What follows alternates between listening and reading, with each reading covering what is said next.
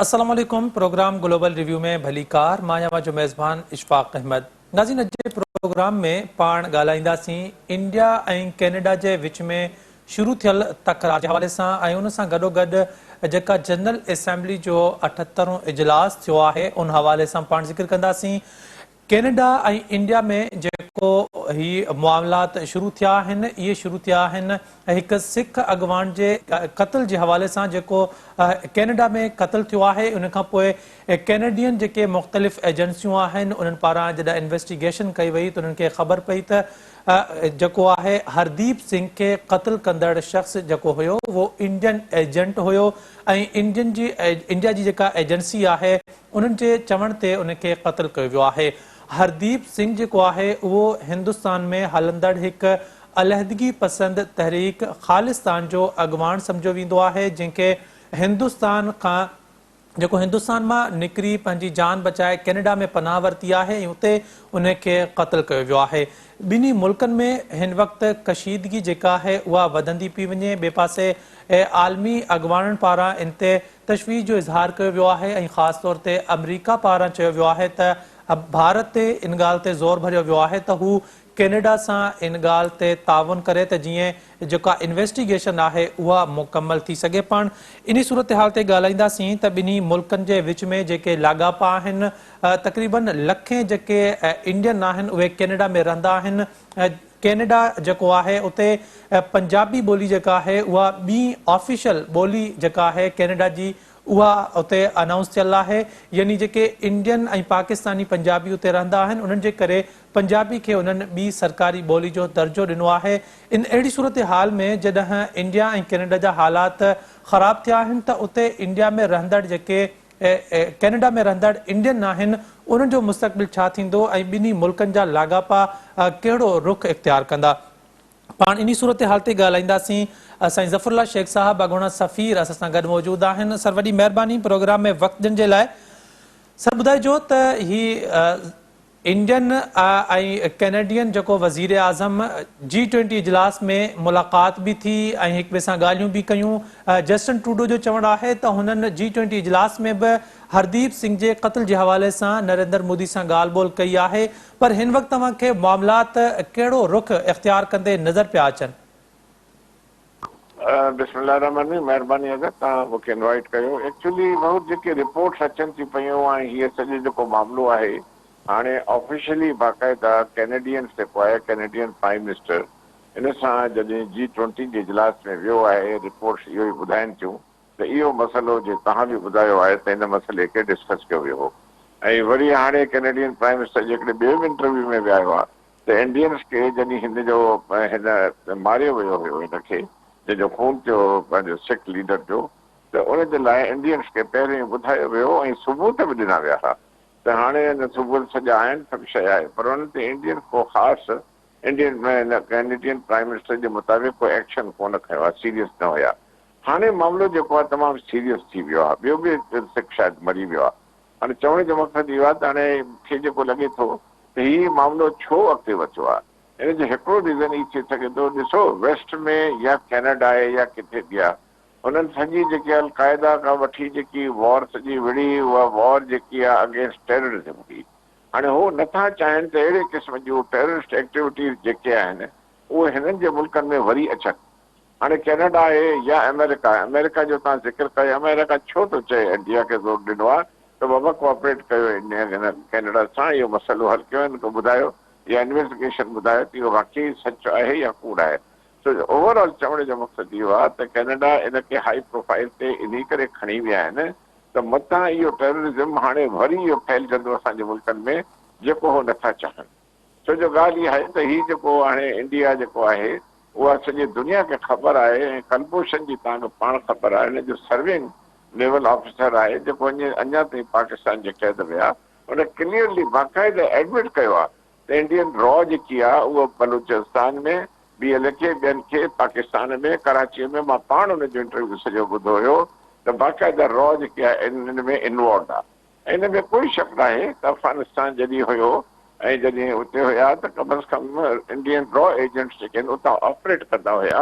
ऐं इन जेको अफ़गानिस्तान गवर्नमेंट जेकी हुई जंहिं वक़्तु हुई तंहिं वक़्तु काररवाई वारा ॿिया हिननि खे इंडियंस खे डिप्लोमेटिक कवर ॾेई करे रॉ एजेंट्स खे करे पोइ उतां हू सॼियूं कारवायूं कंदा हुया। इहो बिल्कुलु रिकॉर्डी ॻाल्हि आहे।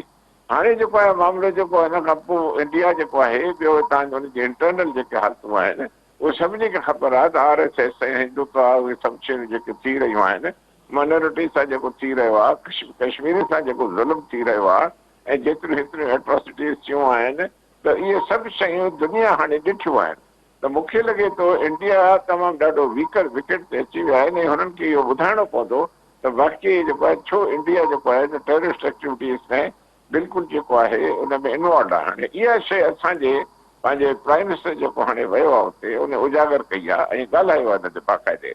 काउंसिल ऑफ फॉरेन रिलेशन्स में बि सिलसिलो थियो आहे ऐं कश्मीर जी ॻाल्हि क्लियरली असांजे प्राइम मिनिस्टर पंहिंजे स्पीच में चई आहे त जेके बि रेज़ोल्यूशन सिक्योरिटी काउंसिल जा थिया आहिनि उन्हनि जी निगेशन थी आहे। इंडिया कॾहिं बि हुनजी रिस्पेक्ट न कई आहे ऐं जेके हाणे ॿियो अफ़गानिस्तान जो बि ज़िक्र कंदे हुन चयो पंहिंजे स्पीच में त उतां जेके आहिनि TTP वारा ॿिया जेके आहिनि उनखे रॉ वारनि जी सपोर्ट सपोर्ट आहे ऐं उतां असांजे पाकिस्तान जे एरिया में काफ़ी रॉ एक्टिविटीज़ जेकी आहे करे रही आहे।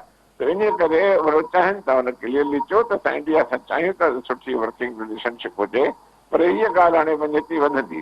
पर हाणे इहो बि त रिकॉर्डी ॻाल्हि आहे, रिपोर्ट्स इहे बि आहिनि त मोदी जो जेकॾहिं पास्ट ॾिठो वञे त उनजो पंहिंजो जेको आहे गुजरात जा जेके हुया मैसेकर हुयो ॿियो हुयो 90 जी दावे जेके थियूं सभु हुयूं त उहे बि कंहिंखां लिकल न आहिनि। हाणे इंडिया जेको आहे ओवरऑल जेको आहे काफ़ी जेको आहे लंघो थी चुको आहे इन ॻाल्हि में त हाणे हुनखे ॿुधाइणो पवंदो त उहो टेररिस्ट एक्टिविटीज़ में इन्वॉल्व आहे या न आहे, हिंदुइज़म में आहे या न आहे, हिंदुत्व छा थी करे, कश्मीर में 370 हुननि छो ख़तमु कयो, 335A छो ख़तमु कयो, जेको कश्मीरियुनि ते ज़ुल्म थियो आहे उहो केसि ताईं थींदो, पाकिस्तान सां तालुकात में हुननि छा छा कयो। हाणे वक़्तु अची वियो आहे, हाणे अची वियो आहे जो हिंदुस्तान खे ॿुधाइणो पवंदो।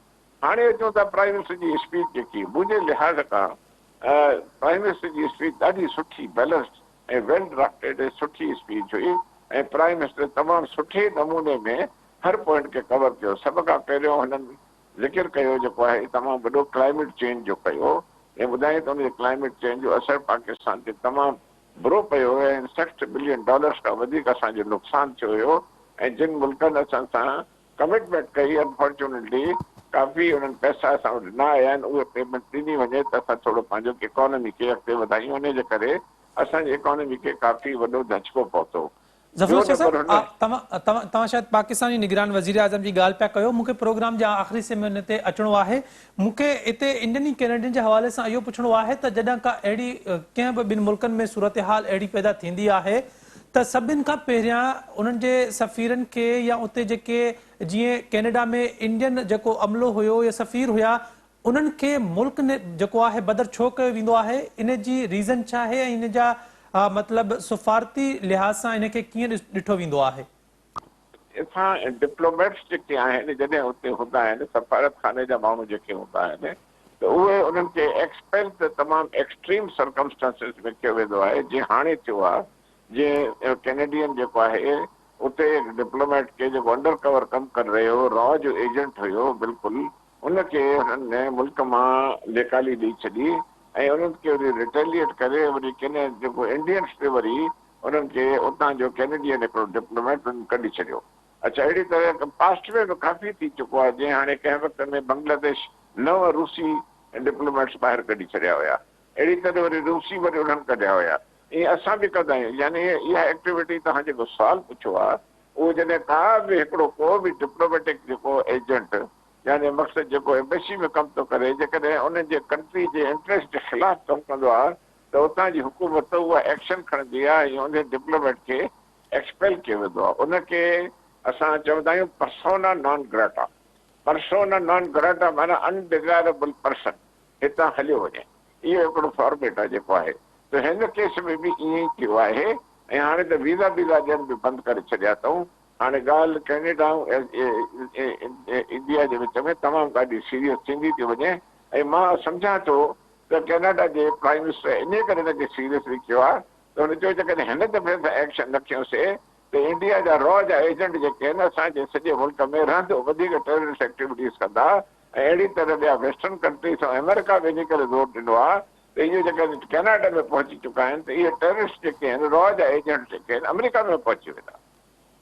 ज़फ़र शेख साहब, ज़ाहिर आहे कैनेडा में जेकॾहिं तादाद ॾिठी वञे त सभिनि खां वधीक अगरि कंहिं मुल्क जा शहरी हुते रहनि पिया त उहो शायदि हिंदुस्तानी हूंदो ऐं पंजाबी ज़ुबान जेका आहे कैनेडा में ॿी कैनेडा जी ऑफिशियल लैंग्वेज आहे उतां जे, इन जे करे त जेके सिख या हिंदुस्तान जा जेके पंजाबी आहिनि उनजी वॾी तादाद उते रहंदी आहे।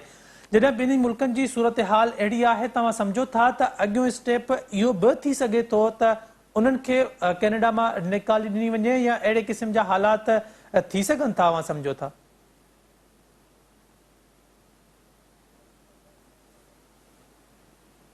Basically is a country of refugees. Canada हिकु नेशनलिटी जो मुल्क न आहे, अमेरिकन खां ॿियनि मुल्कनि खां डिफरेंट आहे। हिते सॼी दुनिया जा रेफ्यूजीस हिते अची आबाद थिया आहिनि, अफ्रीकन्स बि आहिनि, एशियंस बि आहिनि, ॿिया बि आहिनि इलाही। हाणे हे जेके इंडिया जा विया आयल आहिनि इन लख जे तादाद में आहिनि, उते सिख आहिनि, ॿिया आहिनि सॼा पाकिस्तानी आहिनि, ॿिया घणा ई आहिनि, उनखे असां अंग्रेजी में चवंदा इंडियन ऑरिजिन या पाकिस्तान ऑरिजिन, पर बेसिकली हो कैनेडियन नेशनल्स आहिनि। हाणे हो कैनेडियन ही जेको त्रीदो राय जेको कैनेडियन प्राइम मिनिस्टर आहे, इहो जेको बि हे करे रहियो आहे इहो फॉर द कैनेडियन नेशनल जे करे रहियो आहे, नॉट एज इंडियन नेशनल। हे जेको पंहिंजो सिख बि मरियो आहे इहो कैनेडियन नेशनल आहे। सो हाणे इहो जेको तव्हां सुवाल था पुछो त पंहिंजे नेशनल्स खे पंहिंजे कंट्रीअ मां एक्सपेल तॾहिं कंदा जेको उहो जेकॾहिं नेशनलिटी आहे उहो कैंसल तॾहिं कंदा जॾहिं हुननि खे इहे रिपोर्ट्स मिलंदी त हे असांजे सिक्योरिटी जे ख़िलाफ़ कमु करे रहियो आहे ऐं असांजे कंट्री जे ख़िलाफ़ कमु करे रहियो आहे।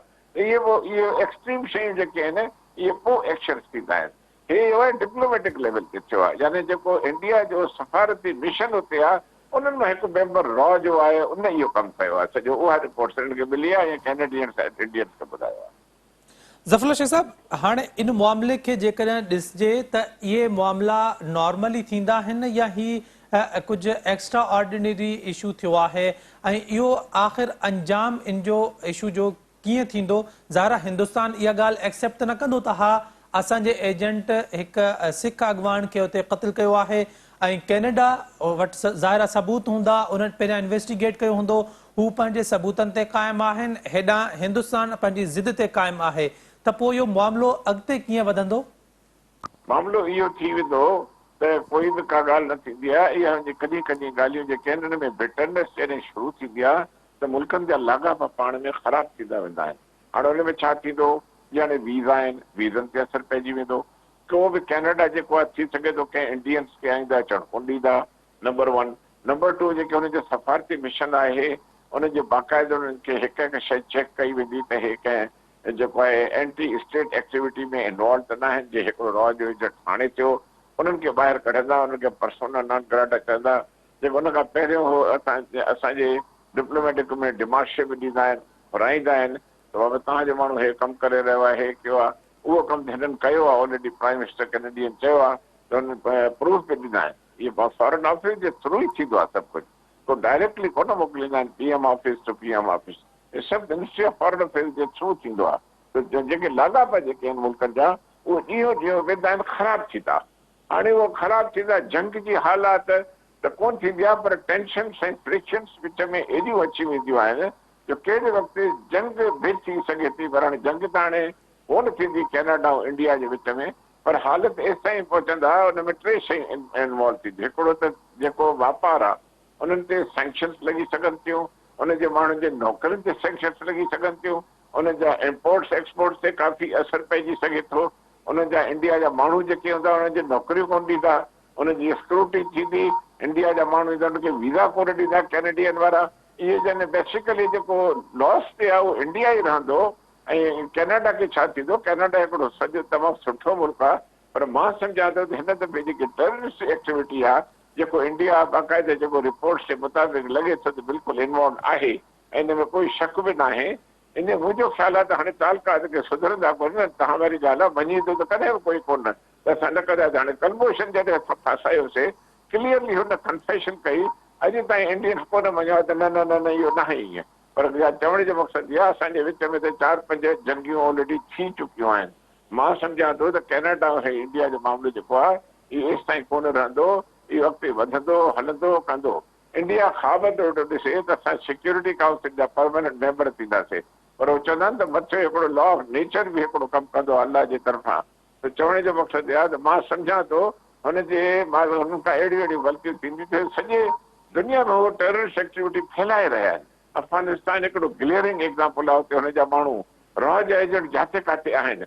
हिते हाणे फाथा आहिनि अमेरिका में, ॾिसूं इन में पंहिंजो अमेरिका में बि हूंदा पर ख़बर न आहे, आई एम श्योर हूंदा, पर हाणे मां घणो खुली नथो ॻाल्हाए सघां इन शइ ते।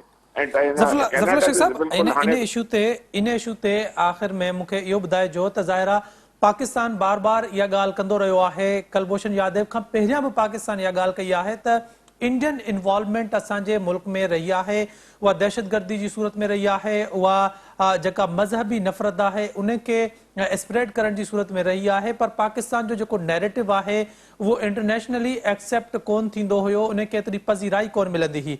छा कैनेडा वारे इन इशू खां पोइ अवां सम्झो था त जेको असांजो नैरेटिव हुयो, पाकिस्तान जो नैरेटिव हुयो, या कुलभूषण जे हवाले सां जेका ॻाल्हि हुई उन खे हाणे वधीक जेको आहे उहो असराइतो दुनिया सम्झंदी, उन खे वठंदी ऐं इंडियन जो जेको पाकिस्तान में इन्वॉल्वमेंट आहे उन खे घटि करण में किरदारु अदा कंदी दुनिया? नैरेटिव खे 100% सभिनी मुल्कनि एक्सेप्ट कयो आहे, पर कागज़ ते कोन कयो आहे। दिल में ख़बर आहे हुननि खे त इंडिया हिकिड़ो टेररिस्ट एक्टिविटी में इन्वॉल्व आहे बाक़ाइदे, पर हिकिड़ी दुनिया जा जेके अॼुकल्ह वर्ल्ड अफेयर्स जूं इशू आहिनि, जीअं हाणे अमेरिका हिकिड़ो पुलिसमैन आहे, अमेरिका जे रिलेशनशिप ते अमेरिका जा एलाइज़ आहिनि सॼे फार ईस्ट में, जापान खां वठी। अमेरिका चवंदो हिकु ॻाल्हि कंदो त उहो बि चवंदा लबे। त ॻाल्हि इहा आहे त अमेरिका जी हाणे अमेरिका चयो आहे त इंडिया जो हुनजो स्ट्रेटेजिक पार्टनर आहे। हाणे G20 समिट में बाइडन पाण वियो आहे उते, ऐं सीबेक जे मुक़ाबले में उते नई राहदारी वरी शुरू थी वई आहे मिडल ईस्ट वारी जेकी आहे। हाणे इहो सॼो इन करे था कनि त वरी चाइना सां नओ जहिड़ो थी वियो आहे। हे दुनिया जा जेके जहिड़ा हलनि था पिया उन्हनि जे मुताबिक़ सॼी शयूं थींदियूं आहिनि। तव्हां चओ था एक्सेप्ट कीअं न कयो आहे? पाकिस्तान जो नैरेटिव बिल्कुलु सही आहे, पर उहो मञनि छो नथा? छो जो हुननि खे ख़बर आहे त मुस्लमाननि खे हिकु प्लेटफॉर्म ते जमा नाहे थियणु ॾियणो। मिडल ईस्ट में बाहि कंहिं मारी? अमेरिकन वारी सॼी। उते सॼा सीरिया खे तबाह कयूं, लेबनान खे तबाह कयूं, जॉर्डन खे ख़तमु करे छॾियऊं। उते इजिप्शियन शुरू खां वठी पैलेस्टीनियन 67 जी वॉर जेकी आहे इंडो जेको आहे वॉर इसराइल सां थी पए, उहो थियो। फलस्तीन खे अञा ताईं उनखे गुज़र था कनि, कश्मीर खे बिल्कुलु दे आर टर्निंग ब्लाइंड आई। इहे सभु शयूं छा आहे? नैरेटिव जेको आहे असां यही त रेडी था वेठा कयूं त सिक्योरिटी काउंसिल में मुस्लमान जेको परमानेंट मेंबर कोन्हे, हे सॼो नानीअ वेड़ो आहे। नेचुरली असां इन करे चयो आहे त UN में बि रिफॉर्म्स अचणु खपनि। हिकु अफ्रीका जो एॾो वॾो ग्रुप आहे जंहिंमें 55 मुल्कनि खां वधीक आहिनि, AU जा, अफ्रीका यूनियन जा, हिकु मेंबर बि हुनजो सिक्योरिटी काउंसिल में परमानेंट कोन्हे। हे सभु पंहिंजो करे जॾहिं हे सिलसिलो थियो, हाणे इन इहा वॾी हिस्ट्री आहे, तव्हांखे टाइम कोन्हे। त जेको फॉल ऑफ ऑटोमन एम्पायर खां पोइ त हे सॼो सिलसिलो लीग ऑफ नेशंस ठाही, UN ठाहियो, इहो सॼो पंहिंजो नानीअ वेड़ो त असांजी मुनाफ़ली थी सॼे दुनिया ते। त हे जेके असांजे नैरेटिव जी ॻाल्हि था कयूं, इहो नैरेटिव जेको आहे नैरेटिव बिल्कुलु हुनखे ख़बर आहे इंडिया टेररिस्ट एक्टिविटीज़ में इन्वॉल्व आहे 100%। ऐं आहिस्ते आहिस्ते हाणे इन करे अमेरिका चयो आहे, छो जो इंडिया जो कैनेडा अमेरिका खे चयो आहे तव्हां हुनखे चओ, इहा हाणे चयो आहे। ज़फ़र शेख साहब, हाणे जेकॾहिं थोरी ॻाल्हि कई वञे जनरल असेंबली जे हवाले सां, त अवां सम्झो था त हाणे इहो जेको 78वां इजलास थियो आहे, इन में जॾहिं आलमी अॻवान गॾिजंदा आहिनि, हिक ॿिए सां मुलाक़ातूं बि थींदियूं आहिनि, तक़रीरूं बि थींदियूं आहिनि, अव्हांखे नथो लॻे त UN वांगुरु जनरल असेंबली बि हिकु बसि नुमाइशी प्लेटफॉर्म थी वियो आहे? अचो, तक़रीरूं कयो, तस्वीरूं कढायो ऐं बसि हर को हलियो थो वञे। इन जो मक़सदु छा आहे, या इहा बि बसि हिकु नुमाइशी बना हिकु प्लेटफॉर्म थी वियो आहे? बिल्कुलु ज़बरदस्त सवाल आहे तव्हांजो ऐं बहितरीन, ऐं तव्हां ॾाढो सुहिणो लफ़्ज़ इस्तेमालु कयो। मां पाण इन शइ जो हामी आहियां। यूनाइटेड नेशंस हिकिड़ो नुमाइशी प्लेटफॉर्म आहे। बिल्कुलु ख़ूबसूरत लफ़्ज़ तव्हां इस्तेमालु कयो आहे। ऐं मूंखां जेकॾहिं कोई पुछे ऐं जेकॾहिं अप्रेज़ल कजे यूनाइटेड नेशंस जो, त मां थोरनि लफ़्ज़नि में चई वियो हुउमि हीअ उहा ऑर्गेनाइज़ेशन आहे जेकी रुॻो फीडबैक ऐं जेको सॼो मुनाफ़ली करे थी, जेको सॼी IMF, वर्ल्ड बैंक, ॿियूं ADBs, ये सब जेके आहिनि सिक्योरिटी काउंसिल जी परमानेंट मेंबरशिप ॿियूं जेके आहिनि ये सब ब्लैकमेलिंग जे किरदार निकरनि थी छाहे न त जेको आहे सॼे जेको FATA फलाणो ये सभिनी मुल्कनि खे ख़ासि करके पाकिस्तान खे इन करे दॿाए रखियो वियो जो असां हिकिड़ो न्यूक्लियर कंट्री आहियूं सॼे मुस्लमाननि मुल्कनि में लीडरशिप जो रोल था अदा कयूं। अलहमदुलिल्लाह पाकिस्तान रहंदो इन करे पाकिस्तान प्रेशर में रहियो आहे। हो इंडिया खे इन करे था सपोर्ट कनि छो जो इंडिया ई हिकिड़ो मुल्क रहियो आहे जेको चाइना जे ख़िलाफ़ बि थी सघे थो पाकिस्तान जे ख़िलाफ़ बि थी सघे थो। त हो जेके अमेरिकन्स आहिनि इंडिया खे हाणे मिडल ईस्ट जे गल्फ कंट्रीज़ सां हथ मिलाइण जी कोशिशि करे रहिया आहिनि जेको अॻिते हली मां सम्झां थो गल्फ वारा पछताईंदा ऐं तव्हां इसराइली ऐं इंडिया वारे जेके कॾहिं बि मुस्लमाननि जा दोस्त नथा थी सघनि। ज़फ़र शेख साहब पोइ अहिड़े प्लेटफॉर्मनि ते पूरी दुनिया जा जेके अॻवान गॾु था थियनि त उहे जॾहिं ॾिसनि था त इन्हनि जो को नतीजो नथो निकिरे त अहिड़नि प्लेटफॉर्म खे प्रैक्टिकली उन्हनि खे एक्टिव करण जे लाइ ईअं नथो थी सघे त इन्हनि जो बाइकॉट कयो वञे सिर्फ़ु इन मक़सद जे लाइ त इहे प्लेटफॉर्म को प्रैक्टिकली मुल्कनि खे बहितर करण जे लाइ किरदारु अदा न पिया कनि इन जे करे अहिड़नि प्लेटफॉर्मनि जो जेके अॻवान आहिनि वॾा नामीनेट अॻवान आहिनि उन्हनि खे बाइकॉट करणु खपे या बसि सभु हिक ई जीअं हवा हले पई उन में सभु हिक ई रो में हलिया पिया वञनि। बिल्कुलु ॻाल्हि थी आहे ऐं कई दफ़ा ॻाल्हि थी आहे इन्हीअ जे करे कई दफ़ा कई साल पहिरियों इहो चयो वियो त यूनाइटेड नेशंस में रिफॉर्म्स जी ज़रूरत आहे या सिक्योरिटी काउंसिल में रिफॉर्म्स जी ज़रूरत आहे सीटुनि खे रिवाइज़ कयो वञे सभु कुझु कयो वञे पर हाणे जॾहिं इन्हनि खे परमानेंट मेंबर्स खे इहा ख़बर पई जेकॾहिं अमेरिका खे जॾहिं ख़बर पई हो त पंहिंजे कोल्ड वॉर में लॻल हो सोवियत यूनियन खे भञी रशिया करे छॾियईं अलॻि अलॻि CI स्टेट्स थी वियूं हो पंहिंजे चकरनि में पूरा हुया हो कॾहिं बि इएं न थियण ॾींदा अहिड़ा रिफॉर्म्स अचनि जंहिंमें अफ्रीका या चाइना वधीक या जेको आहे मुस्लमान मुल्क हिकु प्लेटफॉर्म ते अचनि ऐं हिते सिक्योरिटी काउंसिल में हुनजी मेंबरशिप वधी वञे छो जो चाइना साइड करे थो अफ्रीका सां ऐं मुस्लमान मुल्कनि सां अमेरिकन्स साइड कनि था इसराइलीस सां फारिस सां ऐं ज़ाइनिस सां। तव्हां ॾिसो हाणे जेको आहे सो चवण जो मक़सदु आहे दुनिया ॿिनि धड़नि में विरहाइजी वई आहे त हाणे जेको सॼो सिलसिलो तव्हां चओ था इहो रिफॉर्म्स जे लाइ असां बि चयो आहे त रिफॉर्म्स कयो पर उहो ॿुधनि नथा छो जो नुमाइशी प्लेटफॉर्म आहे ऐं हुननि जी मुनापली आहे थोरी ॻाल्हि जे करे बीठो थियो वञे सो इन करे हुनजो असरु कोन थियो आहे पर मां सम्झां थो उहो ॾींहुं दूर न आहे जंहिं ॾींहुं इलाही लीडर हिन जो बाइकॉट ज़रूरु कंदा। ज़फ़र शेख साहब पोइ ज़ाहिर आहे असां G20 थो थिए या G7 इजलास था थियनि या COP28 जो इजलास थो थिए त असां ॻाल्हि था कयूं त पूरी दुनिया में माहौलियाती तब्दीली जे हवाले सां के फ़ैसिला कया वञनि जनरल असेंबली जे इजलास में अगरि इन्हनि खे कंपेयर कयो वञे त इहे G20 G7 हिकु नंढा प्लेटफॉर्म आहिनि जनरल असेंबली जिथे तक़रीबन पूरी दुनिया जा अॻवान गॾु था थियनि त अहिड़े प्लेटफॉर्मनि खे माहौलियाती तब्दीली जे हवाले सां जेकॾहिं के कंस्ट्रक्टिव जेके आहिनि डिसीशन वरिता वञनि या कमु कयो वञे त अवां नथा सम्झो त माहौलियाती तब्दीली इन प्लेटफॉर्म तां अगरि किथे दुनिया खे घटि करणी आहे त उहा करे सघनि था इन्हनि प्लेटफॉर्मनि खे प्रैक्टिकली तौर ते इस्तेमालु करण खां पोइ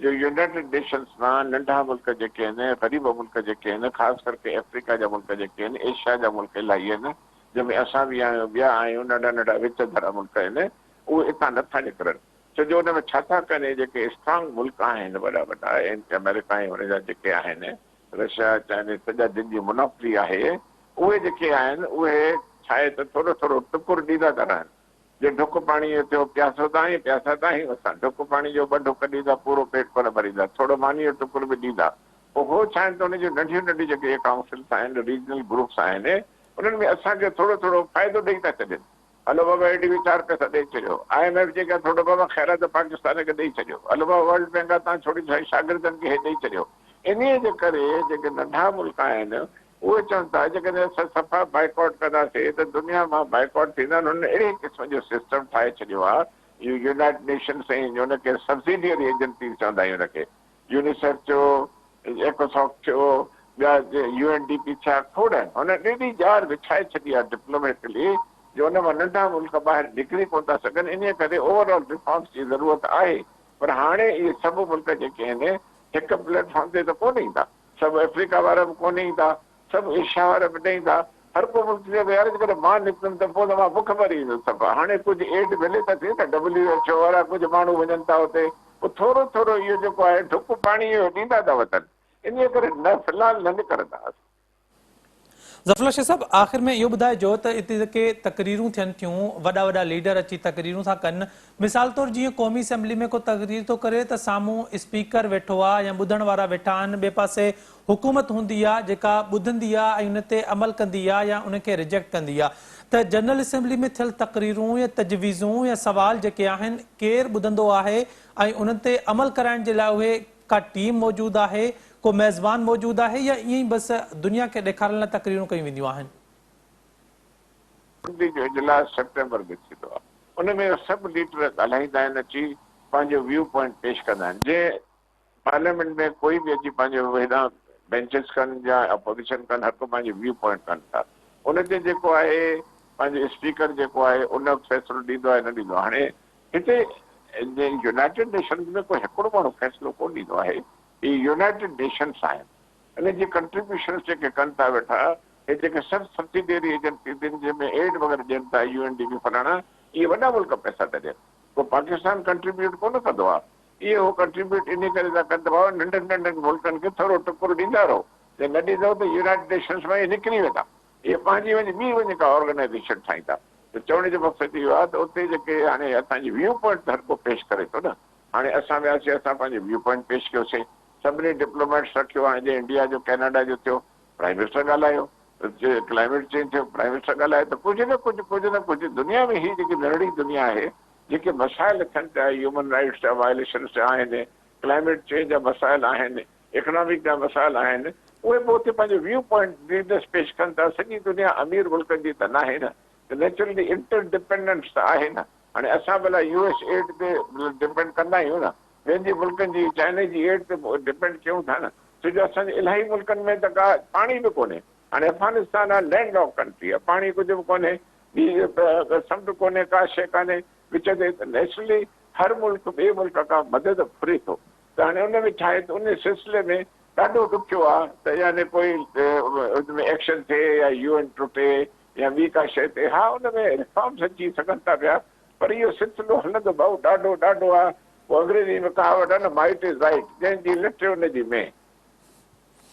ज़फ़रुल्लाह शेख साहब, वॾी महिरबानी प्रोग्राम में वक़्तु ॾियण जे लाइ। नाज़रीन, हिकु पासे इंडिया ऐं कैनेडा जो जेको इशू आहे उहो हलंदड़ आहे, ॿिए पासे जनरल असेंबली जहिड़ा जेके प्लेटफॉर्म आहिनि उहे बि हिकु नुमाइशी प्लेटफॉर्म थी विया आहिनि, जिते वञो, तक़रीरूं कयो ऐं वापसि मोटी अचो। उन्हनि ते अमल थियणु तक़रीबन नेक्स्ट टू इम्पॉसिबल आहे। यानी हाणे दुनिया जेका आहे उहा बसि जेके बि प्लेटफॉर्म हिकु नामी तौरु आहिनि, त बाबा यूनाइटेड नेशन आहे, जनरल असेंबली आहे, वर्ल्ड हेल्थ ऑर्गेनाइज़ेशन आहे, एशियन डेवलपमेंट बैंक आहे, IMF आहे, हर कंहिंजा पंहिंजा पंहिंजा मुफ़ाद आहिनि। को बि कंहिंजे ॿियनि जे मुफ़ादनि जो दिफ़ा करण जे लाइ न आहे।